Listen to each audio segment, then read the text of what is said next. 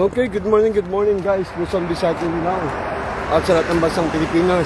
At sa ating bansang Pilipinas. At sa lahat ng OFW worldwide. Muling bumabalik si Kuya Ace, Brother Ace, Pastor Ace. Ito guys, meron po tayong alba na napasukan na binigay po sa atin sa Jiangnim. At malayo. Sabi sa akin, kaya mo ba yan? Bigay mo lang sa akin instruction. Yung tamang direction, address, sasakyan, bababaan.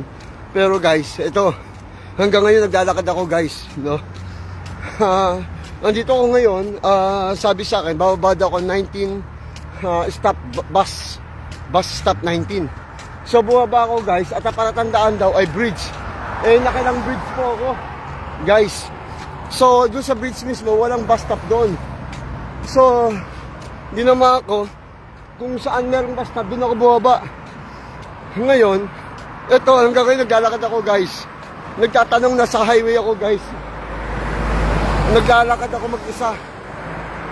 Hinahanap ko yung pinakasakayan ng bus guys. Ayan.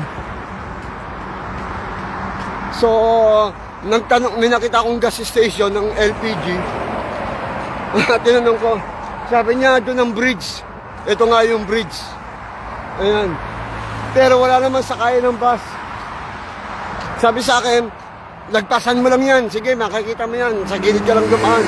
Maglakad, ingat-ingat. Sige, okay. So,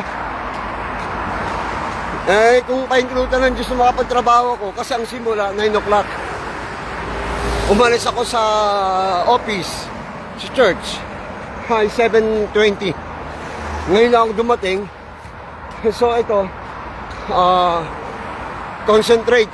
Kaya ito ay naglalakad para puntahan ng sinasabing Ara Bridge. Ara. Ba tinanong ko, Ara Bridge. Hindi daw alam. So, mula ang tawag doon, hindi Ara. Hindi Aro, kundi Ara Bridge. May tinanong ako, ito daw ang bridge, Ara. Alam daw niya. Go straight, sabi niya. Speaking English. So, ito, go straight ako ngayon, guys.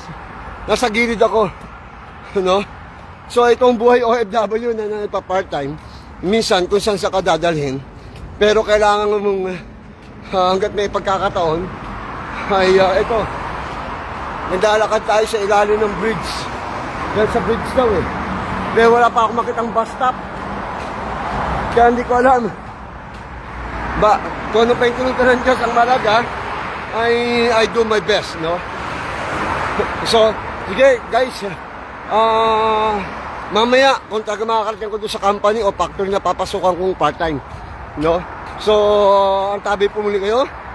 So, ito po ay part ng team po, Butchun. Pero doon sa address na binigay sa akin, Gieyanggo Incheon. Kaya nagtataka ako eh, no? Gieyanggo Incheon, pero nasa team po busan ako, dinala. Kaya, hindi man ako na-loss, pero, maaring ano lang,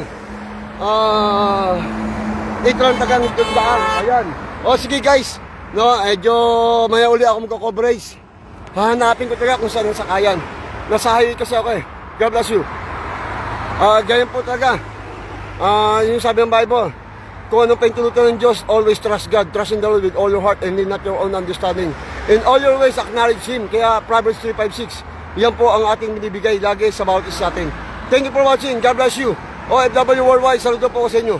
Bye-bye. Ayan po. Hinahanap natin ang bus kung saan talaga, pero nasa highway ako.